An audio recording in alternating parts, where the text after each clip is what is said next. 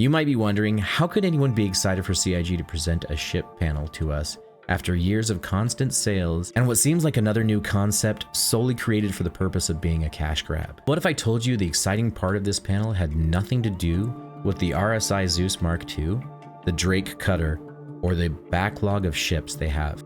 In this video, I'm going to show you 2 new ships you may not have expected, a huge gameplay feature and improvement I think a lot of people glossed over, changes to the ship pipeline and backlog and how it will affect us, and 10 new ships they will deliver over the next 10 months. You're not going to want to miss this. Now, many of us know that anytime CIG mentions ships, a lot of us tend to groan or roll our eyes. I know I have. I'll be honest and say that I really wasn't looking forward to this panel beforehand. I followed the project since its initial Kickstarter, and I've seen every single ship sale. My assumptions were that this panel was just going to be another attempt at a usual cash grab. In a few ways, it started off like it was headed that way, with CIG showing off the A1 Spirit, giving a link and mentioning that the ship is on sale. In typical CIG fashion, and refusing to part with tradition, they showed off Montreal's work on the concept for the RSI Zeus that they have been working on as their first onboarding step. Many of us were pretty excited to witness the new and beautiful RSI Zeus Mark II. The design of the ship looks amazing and fulfills the cargo, bounty hunting, and exploration roles. The shape and smooth, clean lines of the ship make it stand out like no other. There were also rumor mills that there was an endurance racing version as well, and we've seen a few links of the Zeus ST. Then they showed off the Drake Cutter Scout, the second of the 3 variants of the Drake Cutter. Overall, not a bad ship, and the community seems to be excited for another variant. I'm hopeful that their focus on creating a dedicated ship for scanning will help push them in a direction to make scanning better and add more meaningful gameplay to scanning. But what was next was where things got exciting. CIG revealed their plans of changing scanning and pinging. And as some of us know, the scanning and pinging feature in this game is lacking and rather unintuitive. CIG's plans are to merge scanning and pinging into a single system they call a scan wave. When you send out a scan wave, any successful pings you get will send an AR marker to your HUD that will provide additional information on what you scanned, and in the future, will have even more information added to it. This will work with the signature system similar to how it works currently. But I can't wait for them to come out with more information on the signature system and how it's going to evolve in the future. The plans are to have 2 main scans, one being a quick scan that has a low signature in the event that you're attempting to be stealthy and don't want to give away your position. This will allow you to detect objects that might be fainter than you'd normally be allowed to see and are decent at cutting through interference. The secondary scan is the charge scan, which will allow you to detect objects up to the quantum boost range and will drop a marker on the location of the object you detected. These scans will provide additional information such as if a quantum drive is spooling, if its weapons are firing, if the shields are regenerating or shields are down, if an EMP or quantum snare is being detected either being charged or discharged, and much more. Now this sounds like an incredible change that I'm looking forward to, and I know that many of you are as well. But how does this change scanning, and why will this matter? Well, this could potentially change scanning gameplay by allowing us to find derelict ships to either salvage or sell the locations of, explore possible new gas clouds, rogue moons or asteroids, new locations to mine existing or newly discovered resources, and explore many other astronomical objects like pulsars, quasars, and maybe even new wormholes. This will all add more meaningful gameplay for scanning by allowing us to detect NPC and player ships nearby. Everyone has been waiting for this moment. They have been waiting for this ship for years and years, and I know that there is hundreds, maybe thousands of Banu merchantmen owners that just want this ship to come out. And I understand why. This ship looks amazing. Now, they showed off an old video of the progress of the Banu merchantmen and the issues that came from that. And I personally felt like it was a pointless video to show, considering we've already seen a lot of the ship in a previous Inside Star Citizen episode.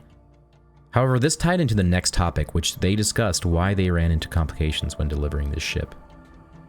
Star Citizen has over 221 ships planned for the game.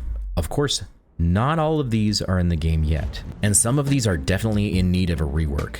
The beloved Retaliator for one, which is why they discussed their plans with the Backlog. So what are their intentions for resolving the Backlog?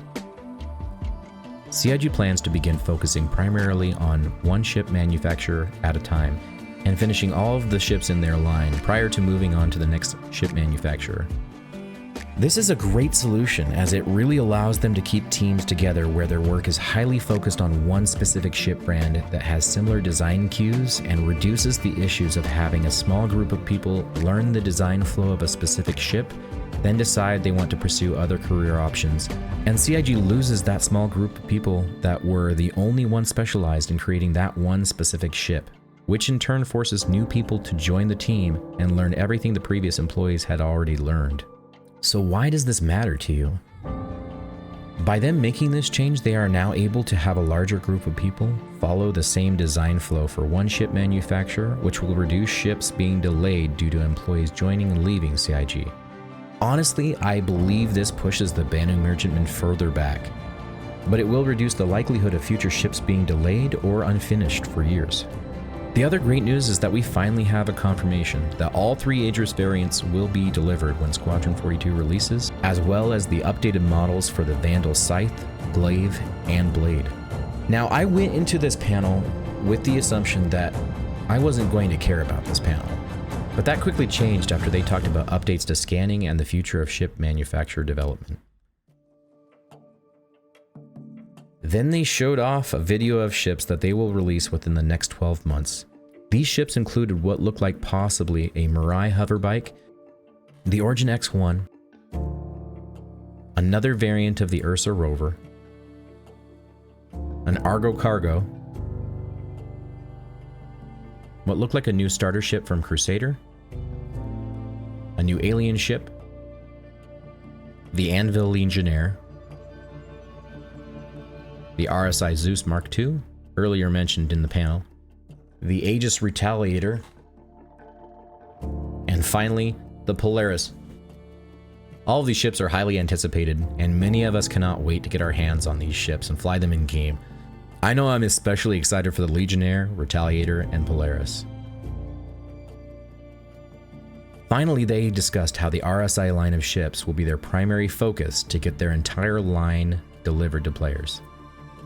This confirms that after the Polaris, the Perseus and the Galaxy will follow to finish out the RSI ships, where they will move on to another ship manufacturer. And closing it out, they showed off the Polaris in its current in-game state.